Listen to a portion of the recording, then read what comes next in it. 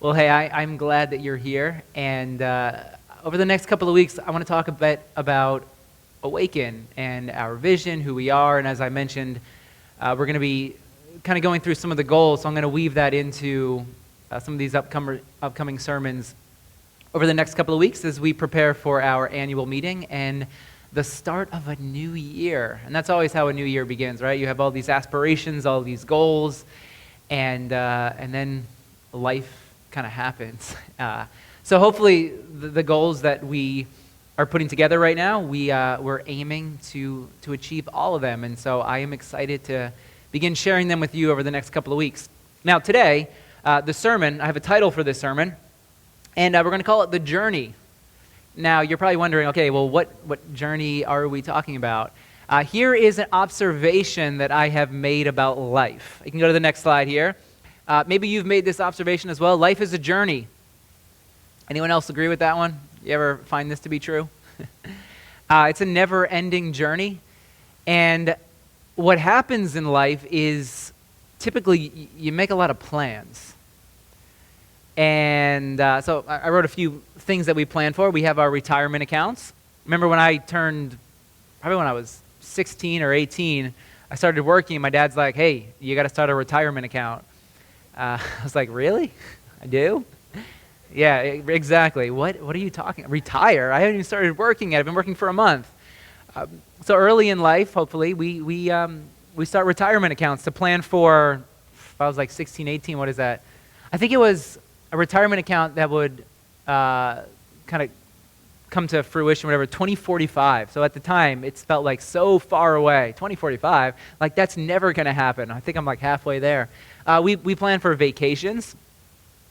Think about if you want to go somewhere far away, or even just a couple hours by car, you have to get a hotel room, maybe get a flight. You want to plan, you look on TripAdvisor, where are the top places to go, where are the top restaurants to go to, the top things to see. So you make all your plans. If you're like my wife, you have this entire itinerary. And we went away with my brother-in-law a couple of years ago. We went to Germany. This was like before kids. And they're like, we don't want to go on vacation with you anymore because you have everything planned out to the minute. It was like this tour and this tour. And she's like, but there's so much to see here. How often do you go to Germany? She had this entire thing all planned out. And I remember we were going to go to Berchtesgaden, which was way in the top of, I probably said it completely wrong, but even though I took German in high school, which was the Eagle's Nest, where Hitler had his little hideout. And you get on a bus early in the morning, and then you had to take the trip maybe 2 hours or so from the hotel. And I remember running up to their hotel room because the bus was waiting on everyone. It was just the two of them, my brother-in-law, sister-in-law. And I just pound on their door, and I hear, John, we overslept. And then John comes running to the door. He's fumbling with the lock, opens it up, but he has the security chain there, so the door kind of stops after a couple of inches, and they quickly got dressed. So if you go on vacation, there's a lot of planning that's involved in that. We plan for our education, right, Erica? We have our college education that we make plans for, probably something that you were preparing for even before you went to college, right? Like, okay, where am I going to go? Right, if you remember back, for some of us that long ago, you had your top couple of choices. I did a couple overnight stays because you wanted to make the right choice. So you plan, where are you going to go? About a house? You start saving for a house. You have a job. We have these 5-year goals that we plan out. My brother-in-law just turned 40, and I said, hey, do you have any plans, any goals for this next decade in life? And he's like, yeah, I actually have a couple. So we make these plans for our life, and there's things that we plan for, but then what I've come to discover is that you have the unexpected. And, oh my goodness, like, as you know, last year was completely, I feel like I've been living in a time bubble for 9 months. Last year, completely unexpected for us, but that's typically how life works. You have all these plans, and then the unexpected happens. You get sick. A relationship ends. There's the dream job that you held, and then it's no longer available for you. And then you kind of have to remaneuver things. You have to rethink some things. You have to revisit those goals, the plans, the things that you were hoping for. They may no longer be a possibility, or maybe they're just a little harder to achieve. So one of the things that I've observed through the years of my life, and am continuing to see this, is it's all a journey. And now here's the thing about a journey. We can go to the next slide. The thing about life, and the thing that I think you all want, because I think we all long for this, is we all long to develop a life that can withstand all that comes your way. Because there's that unexpected piece that you can never fully plan for. You make all your plans. What's the famous saying? You make all your plans, then God laughs. Right? So you make all these plans, but then the unexpected happens, and the unexpected, it can be great, but it's not always the best or the thing that you desired. You ever experienced this? You get that phone call, and man, there's a speed bump. And so the trick about life is, how do you develop a life that can withstand everything that comes your way? And I would even go further and say, what you really want is not just to develop a life that can withstand all of it, but to cultivate an inner life that can, and we can go to the next slide, that can actually bring life, like true life, and joy, and meaning, and deep connection. Connection with yourself, with each other, with the divine. See, we don't want to just get through life. That's kind of boring. That's kind of a sad I'm just making it through, just getting through. And yeah, I understand there's some times when you're just barely hanging on. But that's not truly what we want for our entire existence. We want to cultivate a life that actually brings joy to our souls, that brings meaning to this weird thing that we're all experiencing together. I mean, we're hurtling through space on a giant rock. If that isn't weird, I don't know what is. So how do we cultivate the fortitude to persevere in the midst of all of it? That's what I mean when I talk about the journey. So it's a personal journey, yes, but you can't live this journey on your own. I think we discovered this so well in the midst of COVID, right in the beginning of COVID, the height of COVID, when we were shutting everything down, the rates of depression skyrocketing. I mean, I would talk to so many people, and maybe you talk to people as well, and they're like, I just can't do this. Being by myself, not having that connect. I need to get back to be with people. Now that we're having another surge, I keep hearing from people, I just can't go back to where it was before. I can't have the lockdowns. I need the interpersonal connection. I need to be with people. I need to see people. I can't be Zooming again my entire life. Now let's go to the next slide, because here at Awaken, our vision, and we talk about the journey, our vision is creating followers of Jesus. Now, why is this our vision? How does this connect to developing this life that I'm talking about? See, I believe that Jesus offers that life of meaning and joy and the fortitude to persevere. Jesus offers true life, the life that we're all desiring. One of my favorite verses, maybe many of you have heard this verse before, it's found in John, the Gospel of John, verse 10. And Jesus says this. He's speaking to crowds, to the disciples, those that are following him. And he has multitudes of people in the beginning of his ministry who are looking to him for guidance, for wisdom. And he says, the thief comes only to steal and kill and destroy. You ever experienced this in life? There's a force, there's something that seems to threaten your joy. It threatens the very life that you have, the meaning that you hope for. Jesus says, yeah, the thief comes to steal and just to kill and destroy all the goodness that you have. But I have come that they meaning all of us, everyone, every single human being that ever has walked this planet, may have life. And not just simply life. Like, life is here, it's good. I've come that they may have life, but that they may have it to Jesus is upping the game. Other translations will say an abundant life. I mean, how many of you desire to live a life of abundance? A life to the full, not where you're just skating by at some baseline level, but where you're actually feeling all that comes your way. I love one of the things that Brene Brown says is that you can't numb pain and then experience joy. You have to actually enter into the depths so that you can actually feel the highs as well. I hate that reality. I wish I could numb the pain, the lows, the depths. I wish I didn't have to feel them. But if you can only feel the depths to like a 2, well, then you're only going to feel the joys to a 2. So if you actually enter into the pain into like a 6 or a 7, well, then you have the ability to now enter into the joy and the highs of life at a 6 or 7 as well. And Jesus says, I've come so that you can experience all of it in a full, abundant way. And so I believe, this is why I started Awaken, because I believe the way of Jesus, creating followers of Jesus, is how we actually experience all that life offers us. We can go to the next slide. So the invitation of Jesus, it's an abundant life. And it's an invitation into a certain way of living. So when we talk about creating followers of Jesus here at Awaken, we're not just talking about reciting Bible verses. We're not just talking about raising our hands about certain things or holding an intellectual viewpoint in our heads. We're actually talking about living a certain way, about setting your life up in a very particular way so that you can experience the fullness and the abundance that Jesus is offering. So it takes discipline, which is kind of a dirty word, I know, like discipline. Ooh, I don't need any discipline. I don't like discipline.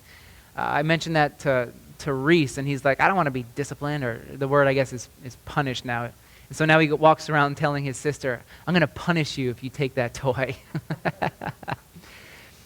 This way, it takes commitment. It takes commitment.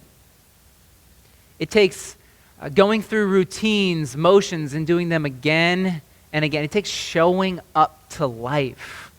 Like, you can do life, or you can show up to life. And there's a big difference. And you've all met these people before. There's people who are just kind of doing life, and then there's people who are actually showing up to the journey of life. And if you're anything like me, you want to be around the people who are actually showing up to the journey of life. The reason why I think so many people were following Jesus is because he was showing up, and he was offering a way of life that was contagious. There was something to the way of life that he was offering. People said, I need more of that. It takes a community. It takes us. Again, you can't live this life on your own. What's the first thing Jesus did? He gathered disciples. He didn't just teach and then go home and have everyone else go off to their own houses or jobs by themselves. Rather, he gathered a group of people together and said, hey, if you want to live this life that I'm offering, you can only discover it and learn to live it together in a community. And it takes following. Creating followers of Jesus, obviously, there needs to be someone that we emulate, someone that we follow. And in our culture, we know a lot about following people. Do we not? Let's go to the next slide here. And here's the truth. We're all following someone. We're all following something, whatever that someone or something might be. And social media knows this really well, and they've known this for a while. So I thought we would do some audience participation here today. So let's kind of like kick it old school for a while, okay? Then we'll bring it into the modern times. So what I want to do is I have 3 pictures of 3 celebrities, 3 very well-known people. And the game, we'll have a game show, I don't know what we'll call it, but the game's going to be, can you identify the product that this celebrity I don't know if they still sell it, but again, these are iconic figures. So can you identify the product that this celebrity was selling or endorsing at some point in their life? First picture.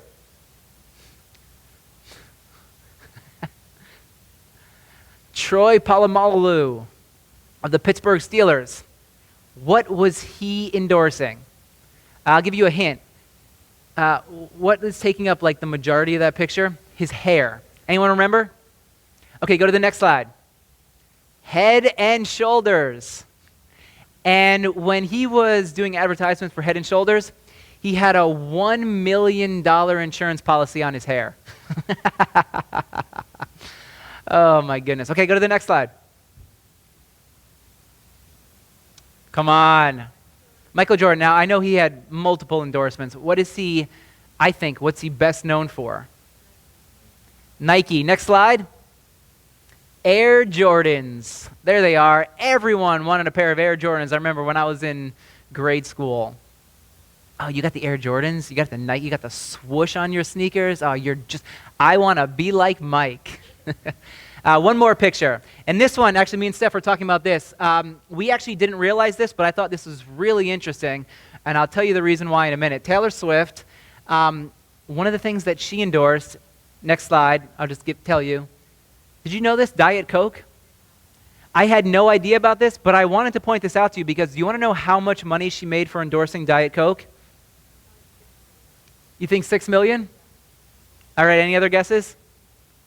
You think it's more or less? Okay, so 6 million is our baseline. Give me a thumbs up or a thumbs down. More or less? All right, everyone's saying more. Try $23 million for endorsing Diet Coke. You think she even drank the stuff? Yeah, probably not. Now let's talk about Instagram for a minute. Oh, and actually, can you go back? I saw that we missed the one slide. Go right before Troy's hair. So 75%, this is the current stat, 75% of marketers use influencers as a marketing tool because they know what sells products. If your favorite celebrity is talking about it, seen drinking it, wearing it, if they're selling it, ooh, I need to get that product as well. Now let's go to Instagram.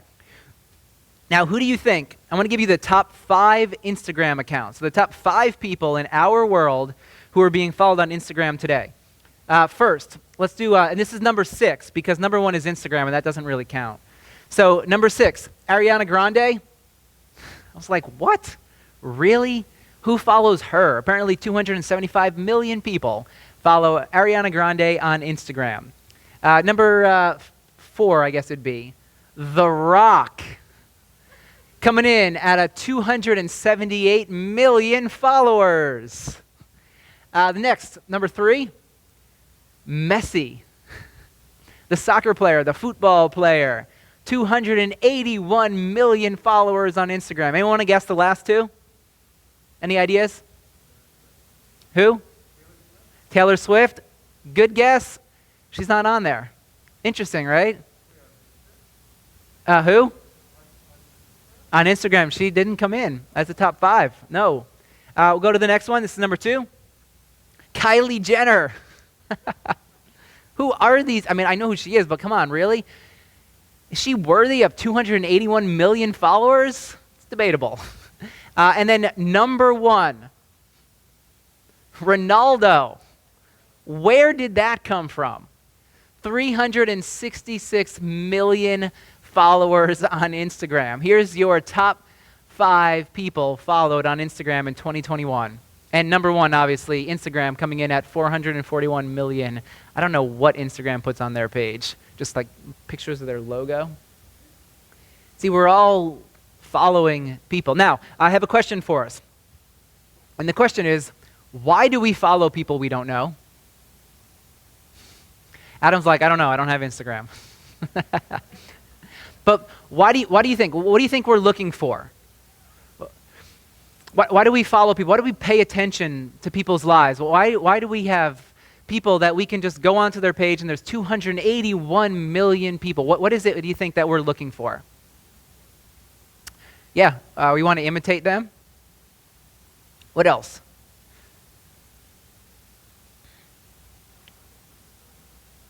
Mary doesn't follow them either. All right. So we're probably like split on how many, actually I think we're like half and half, right? How many Instagram people do we have? Okay, and then how many non-Instagrammers do we have? All right. So for the non-Instagrammers, who do you follow? Do you follow people? Do you look online? Do you follow your family? Uh-huh. All right, okay. So like on Facebook? Yep. All right. See, I think to a certain level, we're looking for guidance from some people. I mean, think about the self-help genre and how that's just kind of skyrocketed. I mean, you can find whatever kind of self-help. There's self-help gurus for exercise, for diet, for how to live your best life, whatever it is that you want to find. You can find all of it. I think we're looking to people for guidance. We want to imitate them, as Mary said. There's something about their life. You wouldn't follow something unless you found something interesting about their life that you want to imitate. You want to be like Mike. You want to be like them to a certain extent. Now, this is nothing new. And actually, if you were alive in the time of the first century, the time that Jesus walked the earth, we can go to the next slide. There were people known as rabbis. Rabbis were teachers. They were people that others looked to, again, for wisdom, for guidance. They wanted to imitate their lives. There was a common blessing at the time, and the blessing was, may you be covered in the dust of the rabbi. And this was like, if someone spoke this blessing over you, this was like, yeah, come on, give it to me. Because what this blessing is saying is that may you be following so close to the rabbi, the teacher, the one that you want to emulate, the one that you want to be like, that when they are walking, may the dust that comes up off their heels, may it cover your feet. It means you're following right behind them ever so closely. And what Jesus did and what other rabbis did is they would say, hey, why don't you come and you follow me and come be a part, come see my life. Don't just look at it from a distance. Don't look at it from your computer or from your phone, from a screen, but rather come and witness how I'm living, because the only way you're ever going to emulate and be or have the type of life like the life that you see me have is that you would actually witness it firsthand. Now, there was a whole way of training, a whole way of teaching back in the first century. And I'll quickly want to give you the background on this. When you turned age 6, you would begin to learn the Torah, the first 5 books of the Bible. And basically, so here's the Talmud. This would have been a Jewish book in the first century. And it said, until the age of 6, we don't receive a child, but from 6 upwards, accept him and stuff him with Torah like an ox. So if you were part of the Jewish religion, the time of Jesus, whenever you turned 6, you would be stuffed with Torah. You would try to memorize it because you didn't have your phone that you could look up Genesis chapter 3, verse 2. But rather, you would memorize the whole thing. And now there were 3 levels of education. When you turned 6, you started at the Beit Sefer. You'd be there from age 6 to age 10. And again, you would memorize Torah at that time. And then when you turn 10, only the best would continue on to the next level of education. The rest would be sent home to learn the family business, to learn the family trade. So if you couldn't memorize all those laws in Leviticus, or you got bored with numbers, by the age of 10, you were out. You were learning how to fish or how to make leather. You were working at Chipotle. Whatever it is that your family did, you were moving on to that because you weren't going to make it to the next level of education.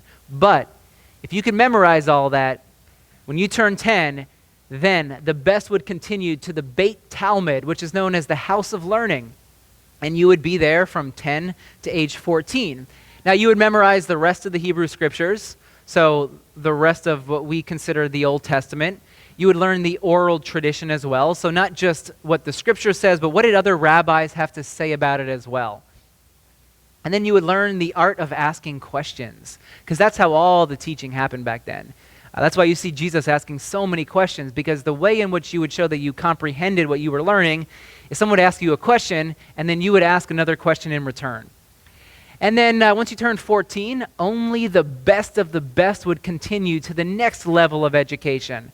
The rest would then be sent home to learn the family business. But if you were the best of the best, then you would continue to the Beit Midrash, the house of study. And there was a grueling initiation. The rabbi would ask you all sorts of questions, and if he didn't think you had what it takes, he would send you home. But if he thought that you had what it takes in order to learn from him and learn his way of life and his teaching, his way of being, well, then he would say this. He would say, "Come, follow me." Now, does this sound familiar? If we're familiar with the Gospels, how did Jesus invite people to become a disciple? He would say, "Come, follow me." Let's go to the next slide.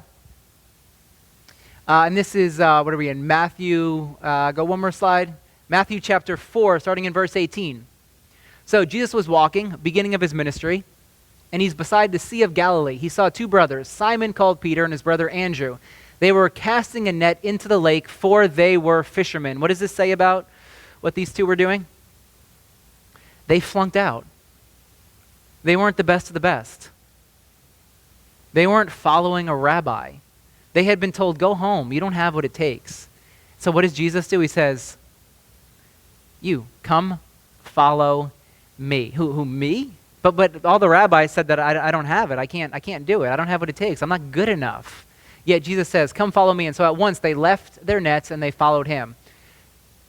And then going on from there, he saw two other brothers. They were in a boat with their father because they were preparing their nets. Again, what had happened? They flunked out. They didn't have what it took in order to be covered in the dust of a rabbi. Rabbis had all said, you guys just go home. I'm going to take these other students. And so what happens? They left the boat because Jesus said, come follow me, and they followed Jesus. See, this story, it gives me great hope. We can go to the next slide.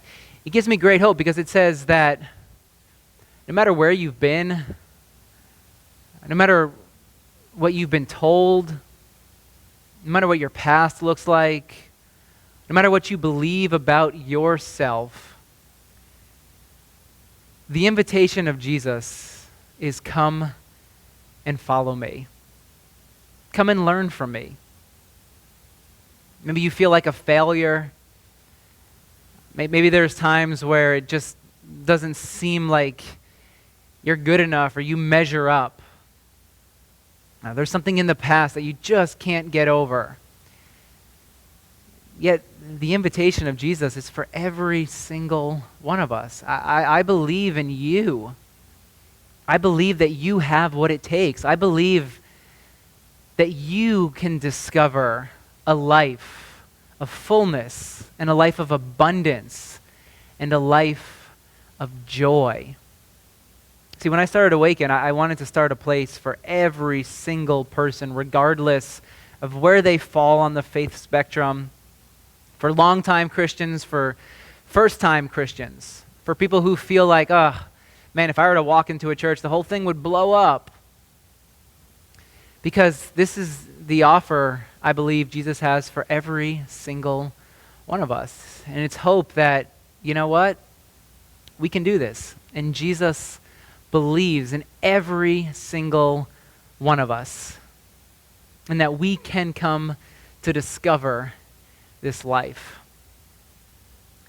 Yet I believe it also takes a community. It's not this thing that we can go off and learn on our own. Notice Jesus said, come and follow me. And then he kept on going. He didn't just stop with two brothers. He kept on going. He didn't just stop then with those other two brothers. He gathered a group of 12 together. And he said, let's do this journey together. Let's learn from each other. Let's watch each other. Let's learn from the mistakes of others. Let's challenge each other. Let's be a part of this journey together. And that's exactly how Jesus taught. So when we start, do I have one more slide here? When we start a new year, I always like talking about this invitation of Jesus and this journey.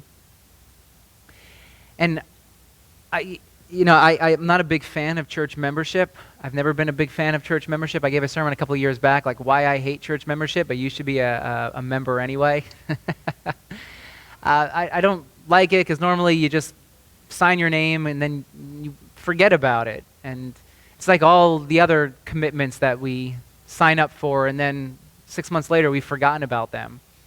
And I said the only way I'll do membership, I had to do it because we are a legal entity, so you kind of have to have members. But the only way I could make it work for me was for us to renew on an annual basis, where we actually revisited it. And we actually said, okay, I'm going to commit. I'm going to be a part of this group. I'm going to learn the way of Jesus here at Awaken with this group of people for this year.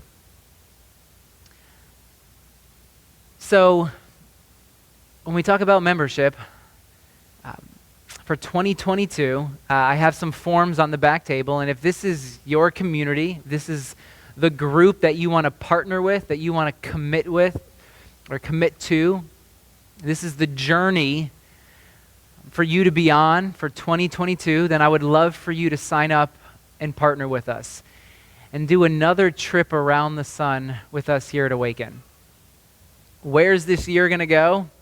We have some plans, and as I said, I'll talk about those over the next couple of weeks, but it's also unexpected.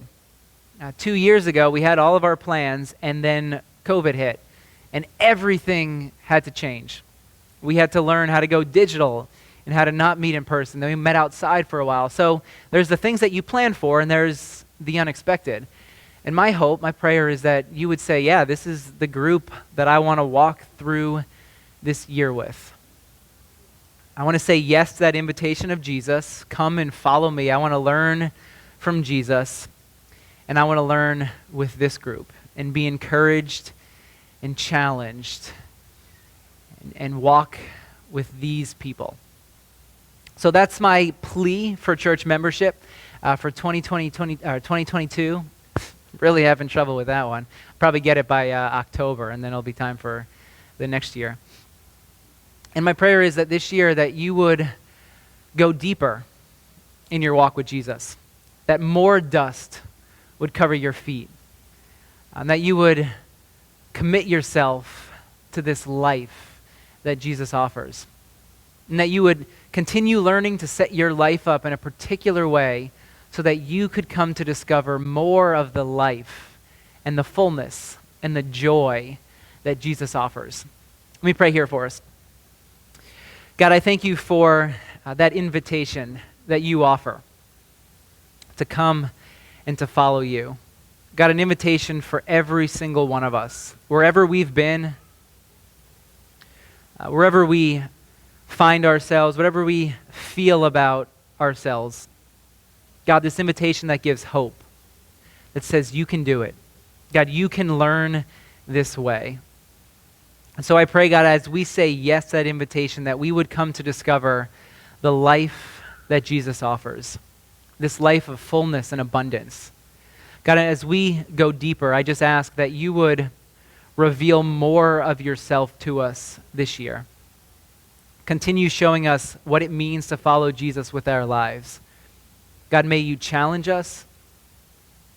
God, may you show each of us the next step for us this year as we continue walking this journey together. God, I pray that Awaken would continue being a place where we can learn what it means to follow Jesus. God, I ask that others would be swept into this community. God, that others would be a part of this community, and that together we would learn the way of Jesus. So we ask this in Jesus' name. Amen.